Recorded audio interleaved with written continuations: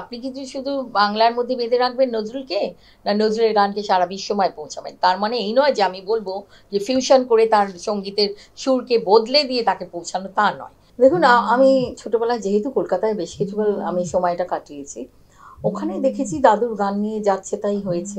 কারণ কোনো বোর্ড ছিল না এই কন্ট্রোল করার জন্য দাদুর গানকে। বোর্ড গঠন করা হয়নি। যারা বেঁচে ছিলেন তারাও ওরকমভাবে মনে করেননি যে নজরুলের গানকে বাঁচানো হবে। কারণ বাংলা সঙ্গীতের, নজরুলের গান ছাড়া বাংলা সঙ্গীত একেবারেই অপূর্ণ, তাই না? পূর্ণতা পায় না তার গান ছাড়া। তো একটা বাংলা সঙ্গীত, বাংলা সংস্কৃতির একটা চির সম্পদ তার সঙ্গীত। তো সেই সঙ্গীত নিয়ে অনেকেই অনেক রকম সুর দিয়েছে, নানান রকম সুর দেখছি একই গানে তিন চারজন তিন রকম করে গাইছেন। তার পরবর্তীকালে দেখুন 79-এ বাবা মারা গেলেন, তারপরে আমরা 85-এ ঠিক করলাম এই দেশে চলে আসবো, এখানেই দাদুর কাজ, এখানেই আমাদের আসল জায়গা হচ্ছে আমাদের বাংলাদেশ। তো আমরা এখানে চলে আসলাম। আসার পরে বেশ কিছুকাল এখানেও প্রভাব পড়েছিল ভারতীয় সঙ্গীতের, মানে ভারতীয় নজরুল গীতির। তখন তো নজরুল গীতি বলা হতো। তো যাই হোক, এইরকম সুর করতে করতে আমরা ঠিক করলাম যে তখন এরশাদ সাহেব ছিলেন প্রেসিডেন্ট। উনি বললেন, আমি বাড়ি চাইলাম, তখন আমি ফিরে এসেছি বলে আমি বললাম আমাদের ওই পুরনো বাড়িটা ফেরত দেওয়া হোক, আমরা ওখানে থাকতে চাই। আমাদের সবাই তো চলে গেল এক এক করে, আমার মাকে নিয়ে আমরা সবাই মিলে এই দেশে থাকতে চাই, এই বাড়িটা ফেরত চাই। তো উনি আমাকে ডেকে পাঠালেন, কয়েকবার ওনার কাছে গেলাম আমরা সবাই মিলে। যাওয়ার পরে উনি বললেন, দেখো এটা তো অনেক বড় বাড়ি একটা, তোমাকে আমি একটা ছোট বাড়ি দিই। তখন আমি বললাম যে ঠিক আছে, আমি অন্য বাড়িতে যেতে পারি, একটা ভালো জায়গায় আমাকে একটা বাড়ি দেন, ছোট হলেও চলবে। কিন্তু এই বাড়িটা যেহেতু দাদু বেঁচে ছিলেন, এখানে ছিলেন, বাবা ছিলেন, আমরা সবাই ছিলাম, এটা বঙ্গবন্ধুর দেয়া বাড়ি, এটা একটা স্মৃতি বিজড়িত বাড়ি। এই বাড়িটা যদি কাজী নজরুল ইসলামের নামাঙ্কিত কোনো প্রতিষ্ঠান করা হয় বা তার স্মৃতি রক্ষার্থে কিছু করা হয়, তাহলে আমি রাজি আছি, আমি এটা বললাম। আমার কিন্তু ভয় পাইনি, মিলিটারি পোশাক পরা, আমি তখন কত ছোট, ইয়াং, তাও আমি এটা বলতে সাহস পেয়েছিলাম। যাই হোক, তখন উনি খুব খুশি হলেন যে আমি এই কথাটা বলেছি। তখন উনি বললো ঠিক আছে, আমি দেখি কি করা যায়। তার কিছুদিনের মধ্যেই একটা বোর্ড টোড গঠন করে ওনারা বললো ঠিক আছে। তারপরে উনি ভিত্তি প্রস্তর ওখানে করলেন, এই দাদুর পুরনো বাড়িটা যেখানে ছিল, আমাদের 28 নম্বরের বাড়িটা, যে নজরুল ইনস্টিটিউট হবে। আমি তো অত্যন্ত খুশি হলাম। অ্যাটলিস্ট এই প্রতিষ্ঠানটা হওয়ার জন্য কি হলো যে দাদুর যত ছড়িয়ে ছিটে সুর ছিল, দাদুর রেকর্ড ছিল, সেগুলো আমরা সংরক্ষণ করলাম। ওখানে অনেকেই ছিলেন বিখ্যাত গান গুণীজন, যেমন সোহরাব হোসেন, খালেদ হোসেন, ফিরোজা বেগম, বেদার উদ্দিন চাচা, এরা সবাই মিলে, ওখানে গুণী শিল্পীরা মিলে একটা বোর্ড গঠন করা হলো এবং বলা হলো যে নজরুলের একটা প্রমিত সুর হবে, যেটা আমরা কাজী নজরুল নিজে দিয়ে গেছেন। এই সুরটাকে সংরক্ষণ করে সারা দেশের ছেলেমেয়েরা গান করবে এবং শিক্ষয়িত্রীরা এটা শিখিয়ে তাদেরকে নজরুলের গানে প্রবেশ করবে। তো যাই হোক, এটা তো হলো একটা খুব গুরুত্বপূর্ণ কাজ হলো নজরুল ইনস্টিটিউট থেকে। কিন্তু পরবর্তীকালে আমি যেটা দেখতে পাচ্ছি যে আমরা এত যুদ্ধ করলাম, 39 বছর হলো কিন্তু, 85 to 24, 39 বছর হয়ে গেছে প্রায়। তা এইখানে দেখতে পাচ্ছি আমরা নানান, আমি জাজিংয়ে যাই, বাচ্চাদের গানের জাজিংয়ে যাচ্ছি, তারপরে আহ, অনেক জেলা পর্যায়ে স্কুল কলেজে যাচ্ছি অনুষ্ঠানে। সেখানে কি দেখছি যে সেখানকার শিক্ষকরা নজরুলের গান একদম কলকাতায় যেভাবে গাওয়া হয় ওইভাবেই রেখে দিয়েছেন। তাহলে ছাত্রছাত্রী বিভ্রান্তিতে আমরা বলছি যে আমরা তো এই সুরটা নেব না, কারণ অলরেডি কাজী নজরুল ইসলামের সুর আমরা নজরুল ইনস্টিটিউটের মারফত আমরা আদি রেকর্ড থেকে সংগ্রহ করে স্বরলিপি করে দিয়েছি, সেখান থেকে তো এই কাজগুলো করবে। এই যে জেলা পর্যায়ে এখনও কিন্তু নজরুলের গানকে ঠিকভাবে নেওয়া হয়নি।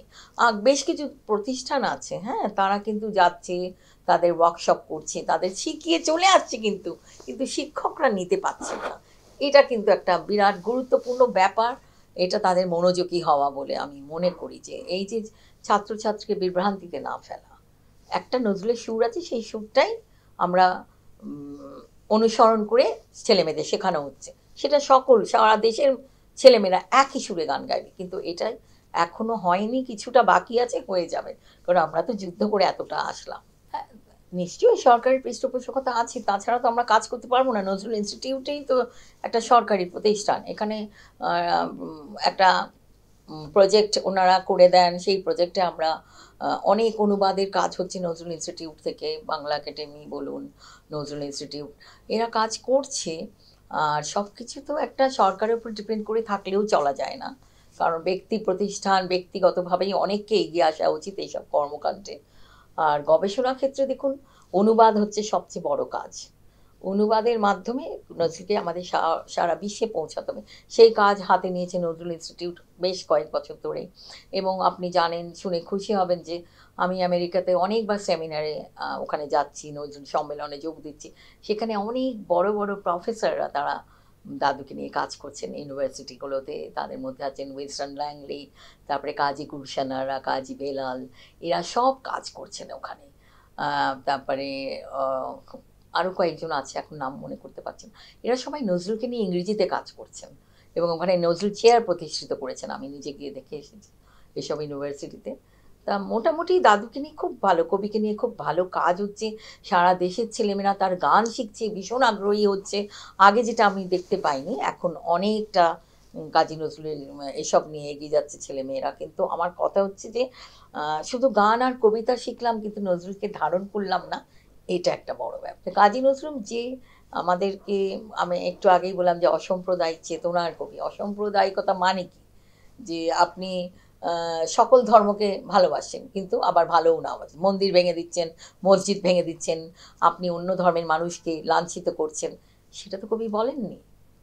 সেটা কখনোই কবি বলেননি। এইগুলো আমাদের ধারণ করতে হবে যে সকল মানুষকে সমানভাবে ভালোবাসতে হবে, এইটা তিনি দেখিয়ে গেছেন। এবং অন্যায় প্রতিবাদ করতে হবে, অন্যায়কে অন্যায় বলতে হবে, ন্যায়কে ন্যায় বলতে হবে। এইগুলো যদি আমি কবিকে দুটো গান গাইছি, কবিতা পড়ছি, তাকে দেখছি, কিন্তু তার জীবন তার জীবন, এই যে বর্ণাঢ্য এবং সংগ্রামীমূলক জীবন, সেটা সকলের পড়া উচিত। আমার মনে হয় স্কুল এবং কলেজগুলো এবং সারা দেশের স্কুল কলেজগুলোতে পাঠ্যক্রম চালু করা উচিত তার জীবনীটাকে। না, মানে ফিউশনটা আমি সমর্থন করি না।